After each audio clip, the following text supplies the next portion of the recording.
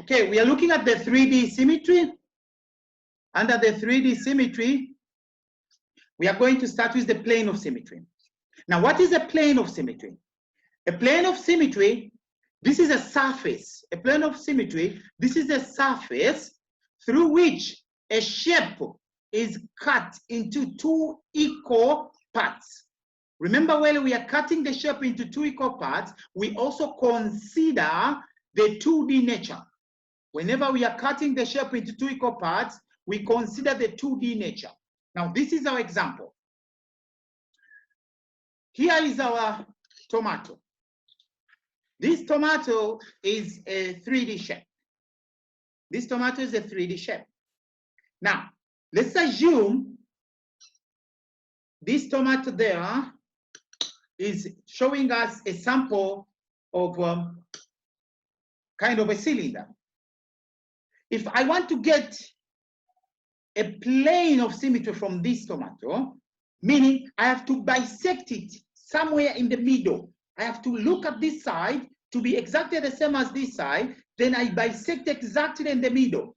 After bisecting in the middle, what I have gone through the tomato, that is exactly what we mean by a plane of symmetry. Cutting through, that's our plane of symmetry. So here we gain our plane of symmetry here. Remember, the plane of symmetry can be many. Could be cut through that way, or even it could be cut through this way. See, so we get planes of symmetry. So we can have more than one plane of symmetry. So here we can have this way cutting, a plane of symmetry, and also we can have that way cutting of a plane of symmetry. So this is how we get planes of symmetry. A plane of symmetry must be bisecting the shape into two equal parts, considering the 2D nature.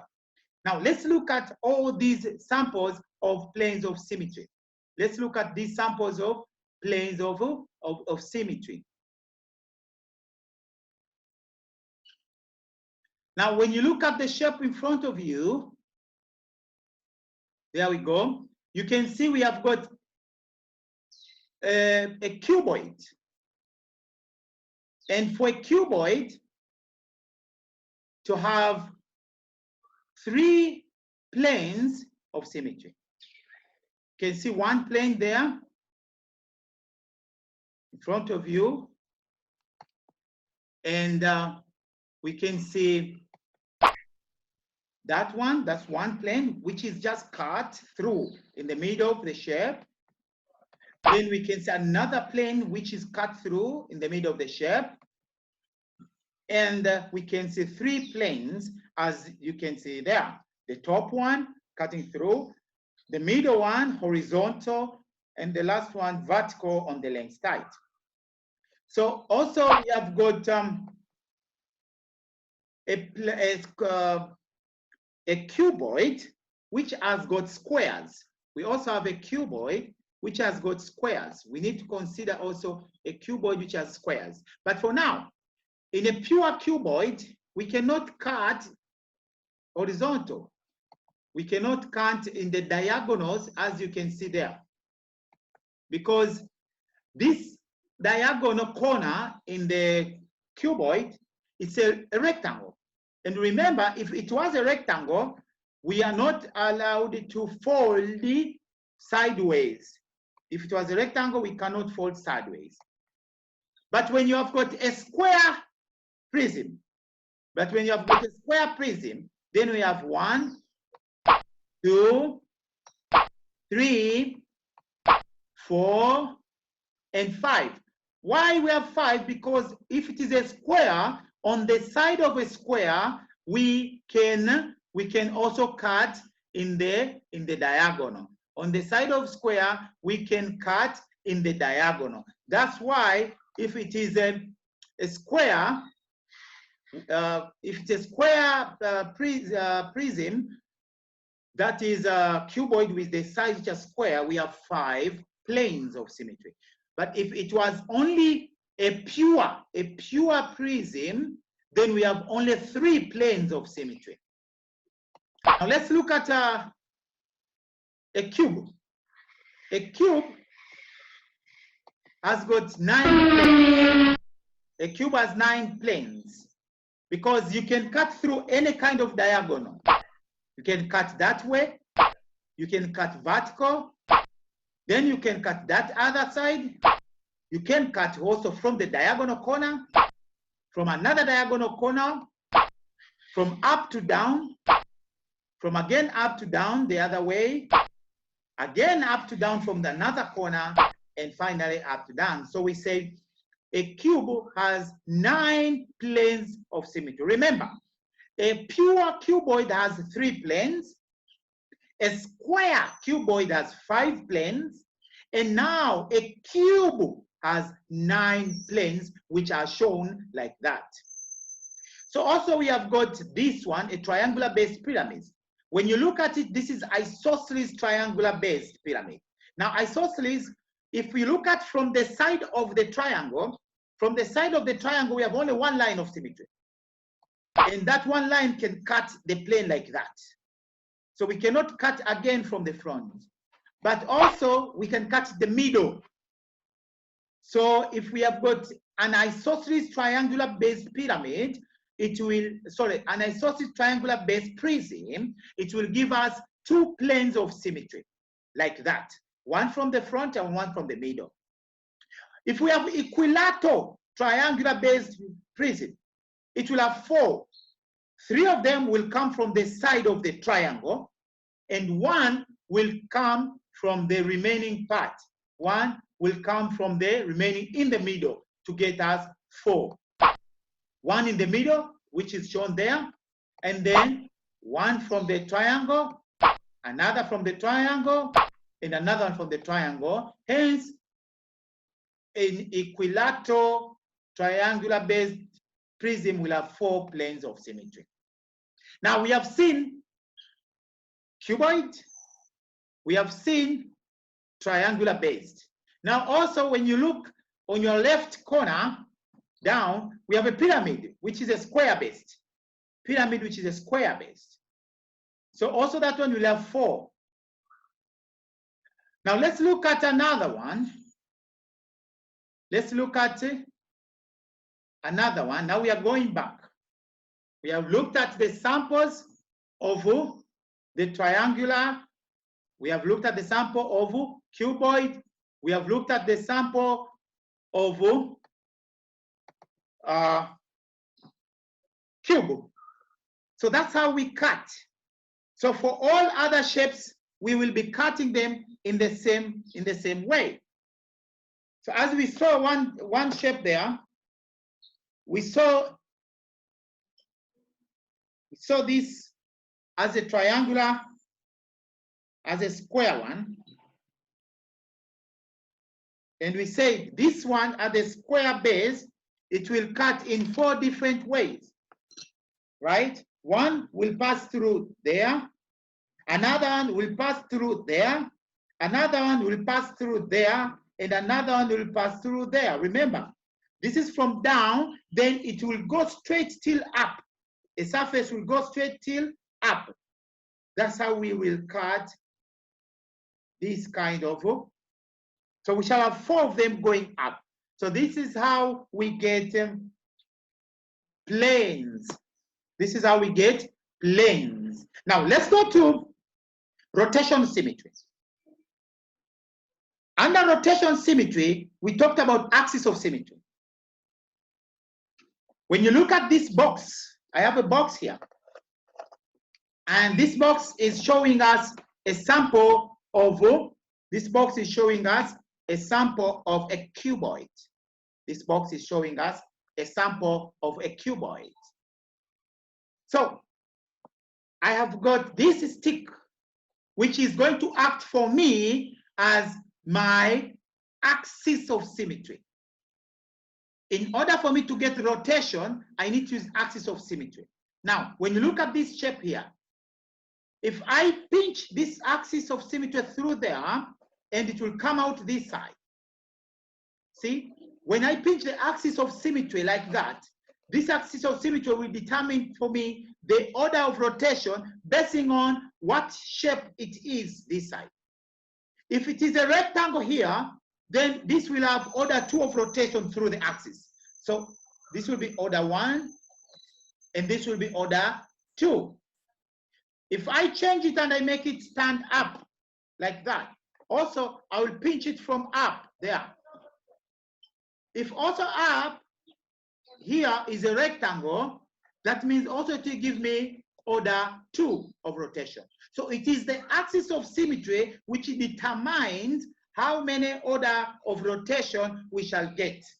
That's why an axis of symmetry is very, very important. So let's have a sample of a shape here. If I have a square, if I have a square-based prism, if a square-based cuboid, like that, if I have a square-based cuboid, this square-based cuboid can have 2 different types of order of rotation. If I keep my axis, my axis of symmetry through there, it means this axis will give me 4 order of rotation. If I keep it through here. Why? Because where it is passing, there is a square. And we have to follow the order of the square which will be there. But also, if I keep my axis of symmetry up to down, axis of symmetry up to down, there. So my axis of symmetry pinches through there. If this is my axis of symmetry, then if it passes through here, this top one is a rectangle. So if this top is a rectangle, so it will give me 2 order of rotation. So order of rotation is determined by where the axis of symmetry is pinching.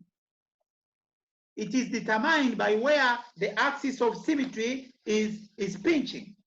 Another example is here. If I have an isosceles there, if I have an isosceles triangular-based prism like that, and if my axis of symmetry is pinching through this side, if my axis of symmetry is pinching through here, if it is pinching through this side, it means I have only 1 order. Why? Because this is isosceles triangle, and in isosceles triangle, we have only 1 order of rotation symmetry. But also, if I pinch it from up to down, if I pinch it from up to down, and it is passing through there, this will give me 2 order. Why? Because if you look at this line, it can gain a look of 2 times. Also, if you look at the base is just like a rectangle. And a rectangle has got order 2. But also, we have got a cylinder. Also, we have got a cylinder. Now, for a cylinder, if you pinch it from up, the axis of symmetry, if the axis of symmetry passes through up, if the axis of symmetry passes through up, because up it is a circle, then it will have infinity order of rotation. It will have infinity order of rotation. Why? Because it is a circle where the axis is pinching. But if the axis is pinching in the middle here, if the axis is pinching in the middle there, then this will give me 2 order of rotational symmetry. 2 order of rotational symmetry.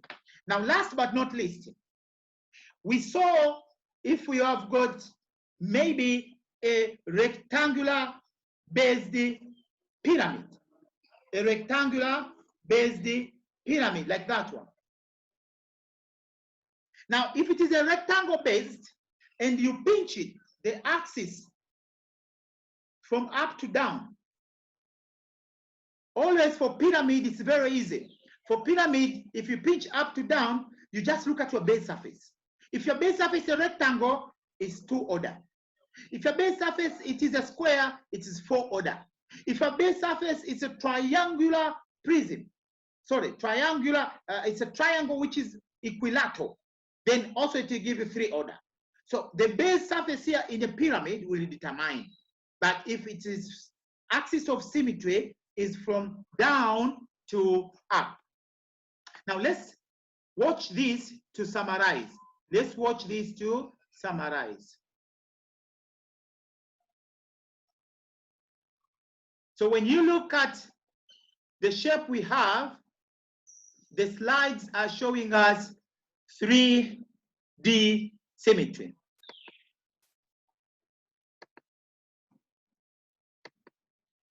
Three-D rotation symmetry.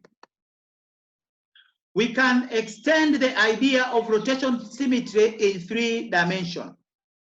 If the axis is drawn with the broken line from up to down, it will have order 4. Why order 4? Because where the axis is pinching, it is a square, and down the ground, you will see there are 4 squares. One is green, one is red, one is blue, and one is yellow. So when I start rotating, these colors will change position. The next step, you can see red has changed position. All of them are changing 1 step. The colors are changing another step. And again, the colors are changing the final step. So this one will have, we say that this solid has rotational symmetry. Remember, for any shape to have rotational symmetry, it must have order more than 1. And this one has order 4 about the line shown. So that line is what we call axis of symmetry. This line is sometimes called axis of symmetry. So the order of this rotation is 4 because of where the axis was pinching. The order is 4 because of where the axis is pinching, about the line shown. In general, in 3D space, a solid has rotation symmetry if the transformation of the about 1 or more axes leave the solid unchanged. So when we have got there, it has 4 order. But if we have this, also it will give us 4 order if the axis is from up. And if we change the axis to the sideways, it will give us 2 order because of the 2 surfaces. And if we change also to this side, it will give us 2 order because of the surface we see on the side of the pinching. If a solid has got 2 or more axes of symmetry, which meet at a point, then the solid is said to have pointy symmetry. Remember, inside the shape, they are meeting at a point there. Now here, we have got that shape, and that is our cylinder. If the axis of symmetry is pinched from up, then we have got infinity order. And if the axis is pinched from the side, where many sides are, we have infinity, but with order 2. Why many in axis? Because you can pitch anywhere to get infinity axis. You can pitch anywhere in the middle. But when you're rotating, you get only order 2. If you have a ball can pinch anywhere, but it must be through the center. And even if you rotate, you can rotate in so many order, but it must pass through the center. It is possible to have rotation symmetry in 3D space without a single axis of rotation symmetry. That's a question. Is it possible to have rotation symmetry in 3D without single axis of symmetry? So if the axis is there, or the axis is there, this one is not balancing the shape. And this will give us only 1 order. This kind will give us only 1 order. So if it gives 1 order, we say no axis of rotation symmetry, because 1 order doesn't have rotational symmetry. But if you pinch somewhere there in the middle where we have the red dot through the red dot, then it has rotation symmetry through that red dot. That's what we have for today. in our presentation. So let's go back, and if you have any question now, I can be ready to answer your question.